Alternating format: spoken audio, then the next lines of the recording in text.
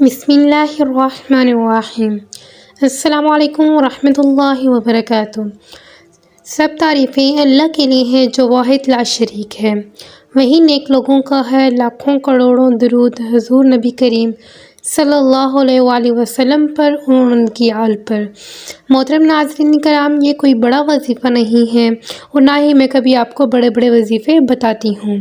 انشاءاللہ تعالی اللہ تعالیٰ اس وظیفے کا اثر آپ خود دیکھیں گے، دولت کے انبار لگ جائیں گے۔ یہ خاص آیت مبارکہ دولت کے لیے ہے، لیکن یہ وظیفہ سچے دل کے ساتھ آپ نے کرنا ہے، اور اس عمل کو اگر فقیر بھی کرے گا تو وہ بھی اللہ کے فضل و کرم سے دولت پر بیٹھ کر راج کرے گا، کیونکہ اس وظیفے میں جو طاقت ہے، اس وظیفے کا جو اثر ہے، وہ بہت ہی کم لوگ جانتے ہیں۔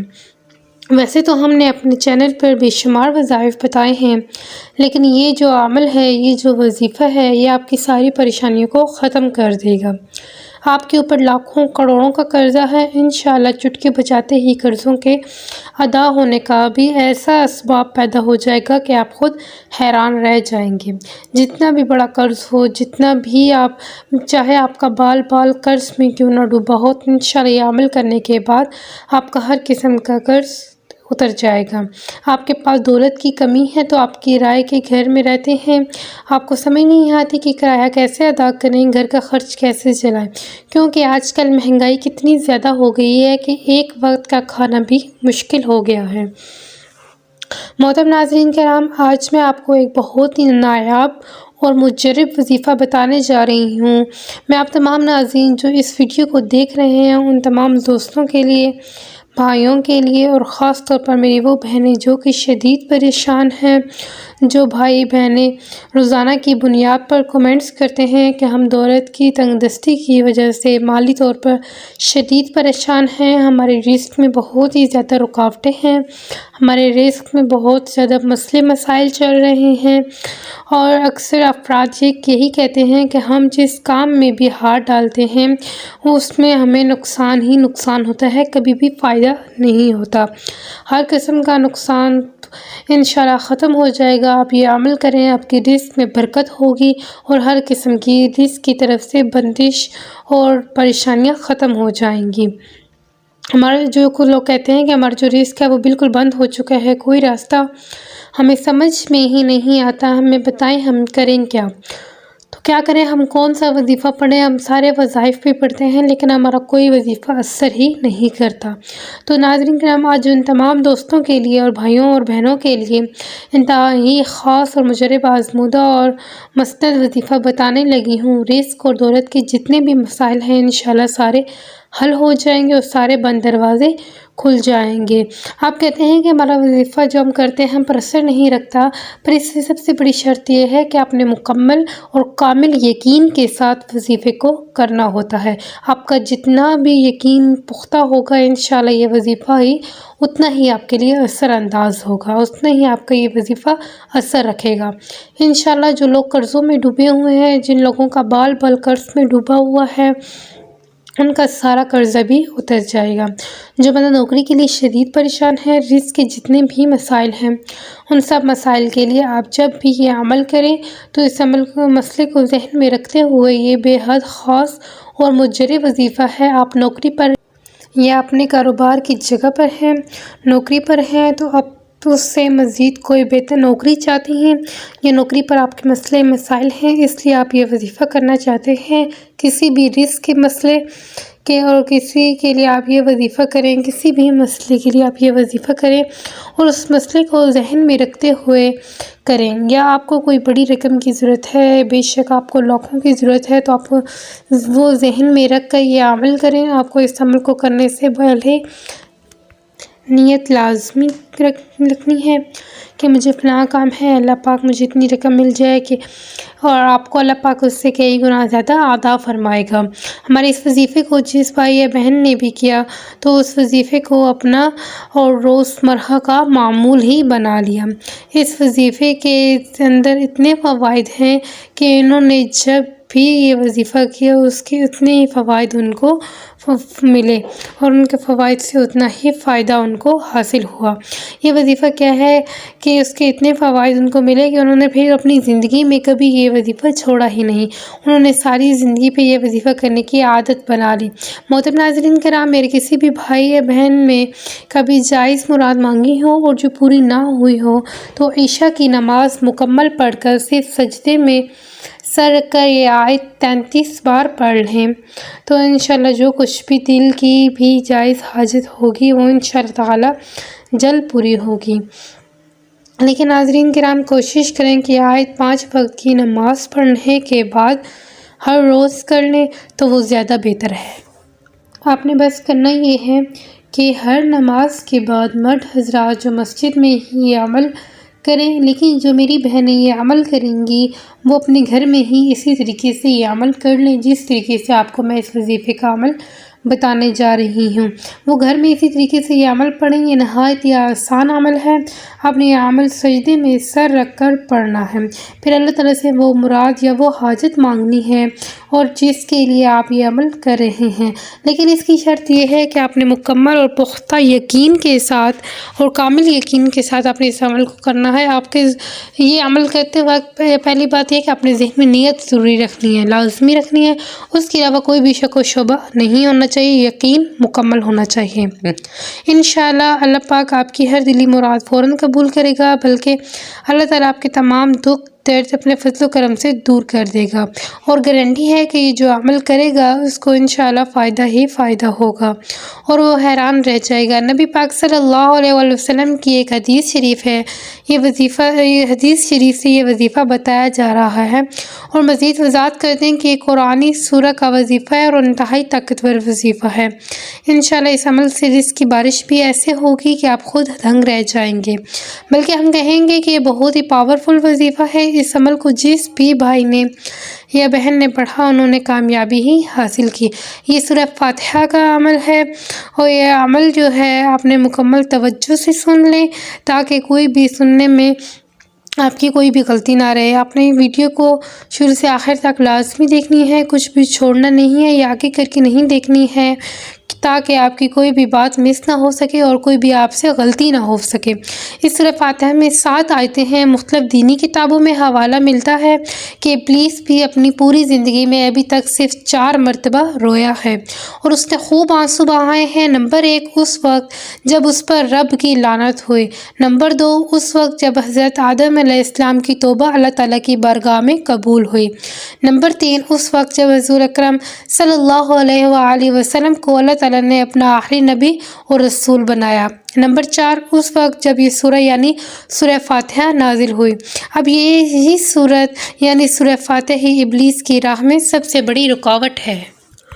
اس کے علاوہ سورہ فاتحہ کے بہت سے فضائل احادیث مبارکہ میں وارد ہیں جو علماء کرام نے تفسیر میں سورہ فاتحہ کے تحت بیت ذکر فرمائے ہیں۔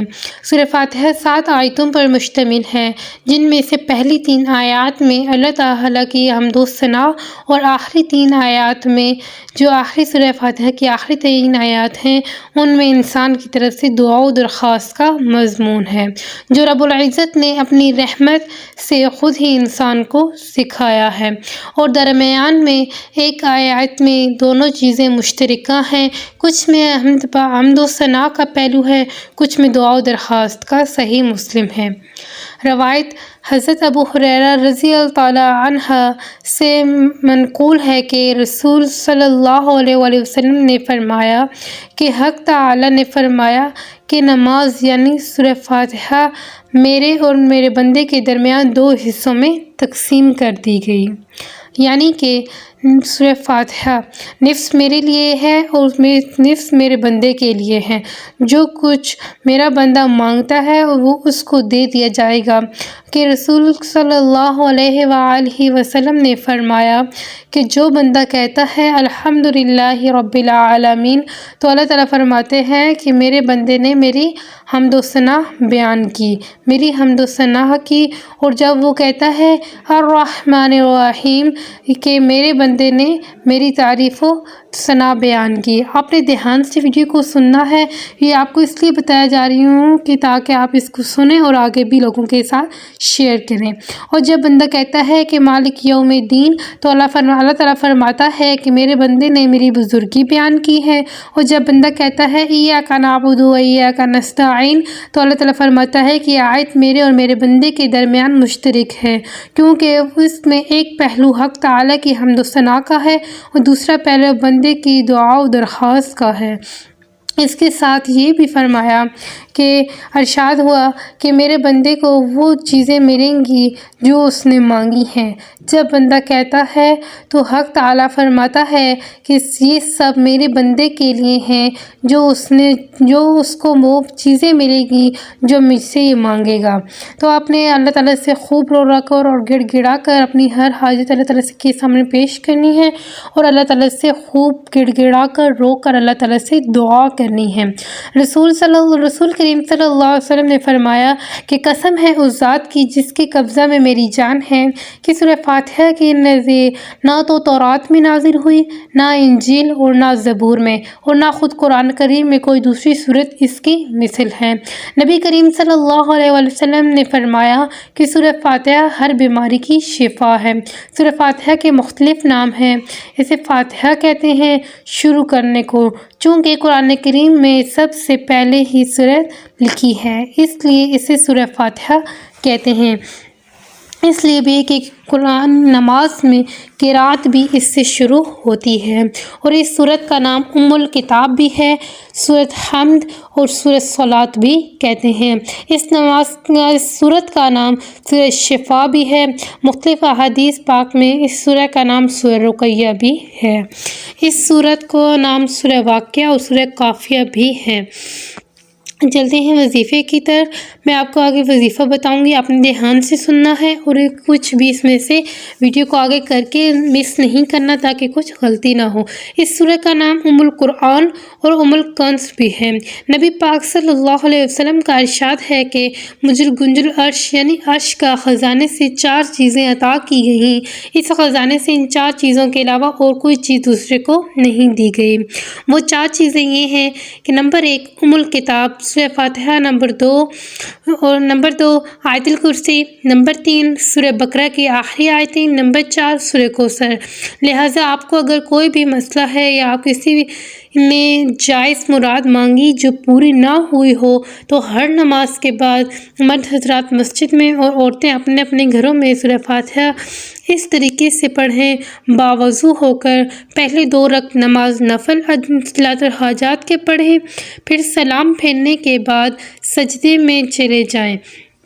آپ نے 2 رکعت صلاۃ الحاجت کے نفل ادا کرنے ہیں، اس کے بعد آپ سجدے میں چلے جائیں، پھر 1 مرتبہ آپ نے بسم اللہ الرحمن الرحیم پڑھ لیں، پھر 7 مرتبہ آپ نے درود ابراہیمی پڑھنا ہے۔ درود ابراہیمی 1 مرتبہ میرے ساتھ بھی دہرا لیں۔ اللہم صلی علی محمد وعلی آل محمد کما صلیت علی ابراہیم وعلی آل ابراہیم انک حمید مجید۔ اللہم بارک علی محمد وعلی آل محمد کما بارکت علی ابراہیم وعلی آل ابراہیم انک حمید مجید۔ پھر آپ سورہ فاتحہ پڑھنی شروع کر دیں، لیکن جو ہی آپ ایاک نعبد و ایاک نستعین پر پہنچیں تو آپ نے 33 مرتبہ ایاک نعبد و ایاک نستعین پڑھیں۔ پھر جب 33 بار مکمل ہو جائے تو باقی سورہ فاتحہ مکمل پڑھیں، پھر 7 مرتبہ درود شریف پڑھیں اور سجدے سے سر اٹھا لیں۔ لیکن واضح کر دوں کہ آپ نے سورہ فاتحہ اور درود ابراہیمی کو سجدے میں سر رکھ کر ہی پڑھنا ہے، پھر سر اٹھا کر آپ نے ہاتھ پھیلا کر اللہ تعالیٰ سے وہ مراد، وہ حاجت مانگنی ہے کہ جس کے لیے آپ نے یہ عمل کیا ہے۔ اور اپنے عمل کرنے سے پہلے، وظیفہ شروع کرنے سے پہلے آپ نے جس مقصد کے لیے عمل کر رہے ہیں، جس حاجت کے لیے کر رہے ہیں، اس کی نیت آپ نے ضرور کرنی ہے، اور ہاتھ پھیلا کر اللہ تعالیٰ سے وہ مراد، وہ حاجت مانگنی ہے جس کے لیے آپ یہ عمل کر رہے ہیں۔ انشاءاللہ آپ کی ہر دلی مراد اور ہر دعا فوراً قبول ہو جائے گی۔ لیکن ناظرین کرام، روزمرہ کے کاموں میں استغفار کی کثرت کیجیے، اٹھتے بیٹھتے چلتے پھرتے، غرض آپ بے شک سفر میں ہوں یا کچھ بھی کر رہے ہوں، صرف استغفر اللہ 313 مرتبہ ہر ہر روز پڑھنے کی عادت ڈالیں۔ جب ہم پر مصیبتوں کے پہاڑ ٹوٹ پڑیں اور مشکلات میں گر جائیں یا بھنور میں پھنس جائیں تو سجدوں کے ذریعے ہی رب کو راضی کیا کریں۔ سجدہ ہر پریشانی کا علاج ہے اور سجدہ ایک ایسی عبادت ہے جس پر ساری کائنات کا اتفاق ہے، لہٰذا آئیے سجدے کا عمل آپ کریں اور باکمال خود دیکھیں۔ سخت سے سخت حاجت کے لیے اور قید سالی دور کرنے کے لیے سجدے میں سر رکھ کر سورہ فاتحہ کی یہ آیت کا عمل کریں۔ انشاءاللہ یہ عمل کرنے سے آپ کے ہر پریشانی، ہر دکھ، ہر مصیبت ختم ہو جائے گی۔ جزاک اللہ خیر، ملتے ہیں نیکسٹ ویڈیو میں۔